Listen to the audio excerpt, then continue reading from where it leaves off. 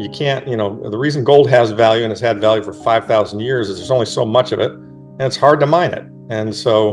And what these guys did with Bitcoin is they created digital scarcity. That's the invention, digital scarcity. Think of it like we've got a form of money that is represented by true immutable digital scarcity, which takes some time to get your head around and understand. But that being the case, you've got a ledger entry that can't be messed around with. There are only 21 million of them.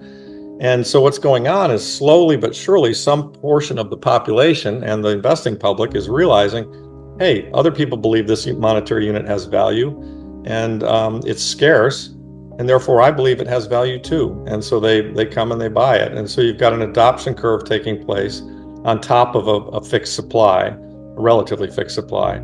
Today, we're delving into Lawrence Lepard's analysis of one of the most important financial concerns, the enormous overvaluation of stock markets, which has been caused by persistently low interest rates, the Fed's little quantitative tightening, and continuous quantitative easing. Lepard also points to March 2020 as a prime example, where Fed Chair Jerome Powell unleashed unprecedented liquidity to stabilize markets amid the COVID-19 crash. According to Lepard, this move has set a risky precedent, creating an expectation that any future crisis will also be met with a similar response.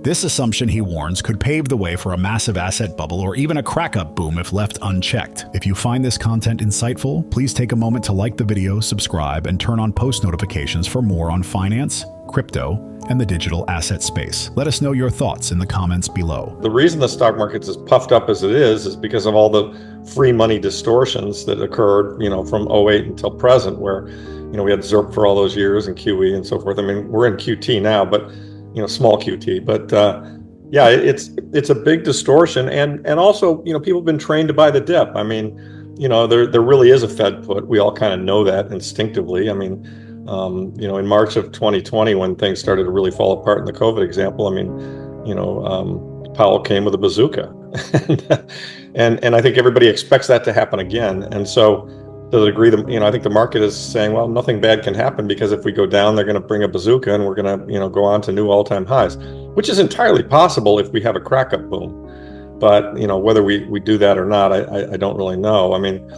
I can't predict what the Fed's going to do. However, I do think that when push comes to shove and the choice is either, print and keep the system going or let the system collapse as a result of, not printing. I mean, I think we know what they'll do, right? They will print. They always have. They will, and they have to. So, and that's the whole theme, the whole monetary debasement theme. And I think what's going on right now is there's kind of a tug of war. I think a lot of people know that the Fed's out of control and the government spending's out of control, and so that's why the bond market's not behaving particularly well. As you pointed out, rates should be coming down if the economy is slowing, which it appears to be. I mean, D.H. Horton just had terrible numbers this morning. So, that should be happening, but it's not. And I think it does go to what you pointed out as the creditworthiness, right? So, rates are going up. And so people are leaving bonds because they realize that there's a very high probability of monetary debasement. Okay, fine. So you decide you're not going to own bonds, which is smart. That's the first step. Then you got to say, how am I going to protect myself? Do I own real estate? Do I own stocks, or do I own hard money?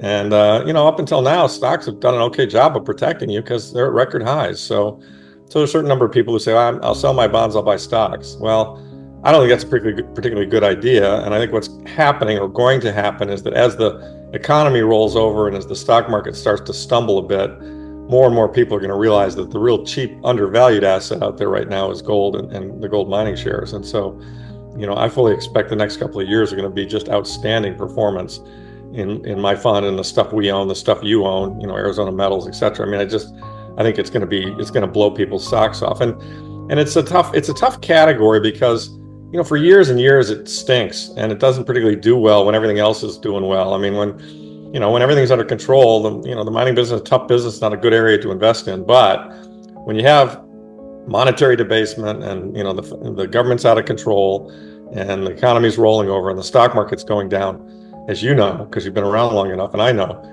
this stuff does extraordinarily well. And so you look at the 70s, I mean, gold stocks went up 12x and it was 35-40% compound for a decade. And I think we're entering a decade like the 70s. So I'll stop there, but that's kind of, my view of what's going on. I think everybody's still doubting this bull market in gold, which is a good sign. It's a wall of worry and no one believes in it. If everyone and their brother thought gold was going to the moon, as a contrarian, I'd be a little scared. I mean, you and I think it's going to the moon, but most people don't. And, in my quarterly report, which is just out, we've got kind of the estimates, and I've seen the investment banking estimates as well. I mean, most analysts in the gold world who write about gold are thinking that in 5 years, gold's price will be in the 2,100, 2,200 level. And I think both you and I would agree that it's likely to be 3, 4, 5, 6,000. So, but if they are right and the price does not appreciate like we expect it to, we do know that the mining costs are going up. The ASICs are increasing, average all-in sustaining cost, are going up every year. And so, I mean, and in some cases radically. I mean, Newmont really messed up, and with their Newcrest purchase, and their ASICs went up enormously, 55% year on year. And so, but taking the more broad industry averages, they're climbing 7 to 10% a year. And if you do that for 5 years or 3 or 4 years, and then the price of gold doesn't go up, well, their margins get squeezed. But you're right, Peter. Today, the average gold company has got an ASIC of 13 or 1400. They're selling gold at 2700. I mean, that's one hell of a margin. That's a 50% plus gross margin coming out of the ground, and that's stunning. I mean, and so that leads to higher cash flows and so on and so forth. So, and I think eventually the market will come to realize this. But I started my career. You probably were similar. I started my career in the '80s, early '80s, and everyone loved gold, everyone loved oil, everyone loved inflation plays because inflation was never going away. And, we all knew that because of the 70s and what had happened. And nobody wanted to buy stocks in 83 or 84. Stocks stunk. And bonds you didn't want to buy bonds. I mean, the 30-year was yielding like 11%. It was nuts because nobody trusted it, right? And of course, that was a good time to be buying it. And so, people tend to invest in the rearview mirror. And the rearview mirror is, stocks are great, and why do you need gold? Why do you need gold stocks? They haven't done that well.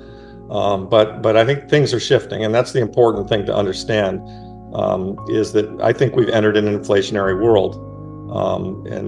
It's not, these macro shifts don't occur every day. They don't occur every week. In fact, they don't occur every decade. But, when the Fed printed 42% of the money supply in a couple of years to deal with COVID, and then they left the government expenses at the same level, and so our deficits continue to grow. We're now in a situation where the government is trapped, and they have to continue to print money and grow the money supply, or else this whole thing's going to collapse. And that's what the metals are responding to. That's why gold is at 2,700. Lawrence Lepard presents a convincing argument for Bitcoin, seeing it as a novel kind of virtual scarcity. Lepard contends that money is ultimately just a ledger and a means for recording value, not something that needs to be real, despite criticism from some gold supporters that Bitcoin is immaterial. He compares the breakthrough of Bitcoin to the printing press, which revolutionized knowledge access. Likewise, Bitcoin. He thinks it's revolutionary because, unlike traditional currencies that can be generated indefinitely, it establishes a kind of scarcity in the digital world. Similar to gold, Bitcoin is a desirable hedge against inflation and currency devaluation due to its fixed quantity. But that's not all. Let's get back and hear his following words. The bull market we've had right here is one for the ages. And it was really driven by the distortion I spoke about earlier, the ZERP. I mean, when you make money free, why not borrow and go speculate in stocks? And that's what's happened. So it's not that complicated, but, sadly, somebody who's in their 30s or 40s, they think this is normal. And you and I both know this is not normal, but, and they're gonna learn it, sadly, from their point of view. But that's just the way things happen. And I can't say when they're gonna learn it though. I mean, I'm watching the stock market carefully, and I mean, smart guys who I respect, like David Hunter, think we've got another 3 to 6 months of blow off top. Trump wins, they cut rates, and everybody's happy, and we go on to higher highs, and that's entirely possible. I mean, I'm not short the stock market, let me say that. I get that it's not physical, it's not tangible, but I've always said money is just a ledger. Money, your dollars in your bank account aren't tangible either. They're just dollars. They're on a computer screen that you can see that tell you they're there, and so that's a bank ledger. And money's a ledger in my view. It doesn't have to be tangible, but what it does have to be is scarce. You can't, the reason gold has value and has had value for 5,000 years is there's only so much of it, and it's hard to mine it. And what these guys did with Bitcoin is they created digital scarcity. That's the invention, digital scarcity. Think of it like somebody made a printing press, and before the printing press, everyone had to write books out by hand. You had monks that did it for a living. Printing press, boom, you got Bibles coming off the press. And so we've got a form of money that is represented by true immutable digital scarcity, which takes some time to get your head around and understand. But that being the case, you've got a ledger entry that can't be messed around with. There are only 21 million of them.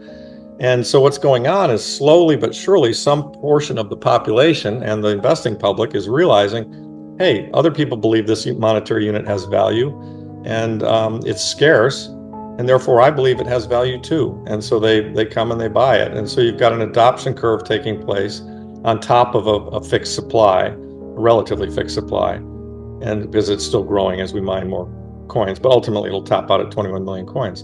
So you've got digital scarcity, and I just like to say that gold is analog sound money and Bitcoin is digital sound money, and there's a place for both.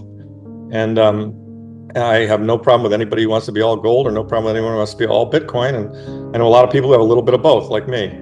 So that's kind of the background pitch. And what I would encourage gold people to do is to try to approach it with an open mind. I mean, I know it's very frustrating being right about the investment macro thesis that gold represents, and then this new thing comes along and you got all these loudmouth people yelling how great it is, and and there's been a lot of crypto hype and bullshit and fraud and promotion. I mean, guys like Sam Bankman-Fried really did a disservice to the underlying theme and invention that Bitcoin is.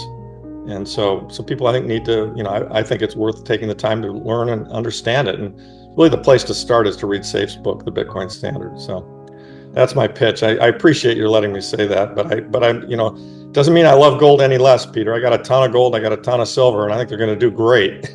In conclusion, Lawrence Lepard provides a reality check on the recent bull market, emphasizing that it was largely driven by the distortions created by zero interest rate policies and cheap money. Lepard explains that with borrowing costs so low, people have been incentivized to take on debt to speculate in the stock market, leading to artificially high valuations. He points out that for many younger investors, this environment feels normal, yet it's anything but. Lepard believes these investors will eventually face a hard lesson, though it's impossible to predict when the reckoning will arrive. Lepard switches to Bitcoin, defending it as digital scarcity, comparing it to gold in that its production requires computing work and its quantity is set. He compares the invention of Bitcoin to the printing press and exhorts anyone who is dubious about it, especially those who support gold, to think about it openly. Bitcoin has presented a novel concept of digital sound money that has the potential to completely change the financial landscape. He stresses that Bitcoin is unique and deserving of careful thought for those who are interested in learning more about Bitcoin. If you found this discussion valuable, don't forget to like the video, subscribe to the channel, and turn on notifications for more insights. Your support helps us continue to bring thoughtful financial analysis straight to you. Thanks for watching, and we'll see you in the next one.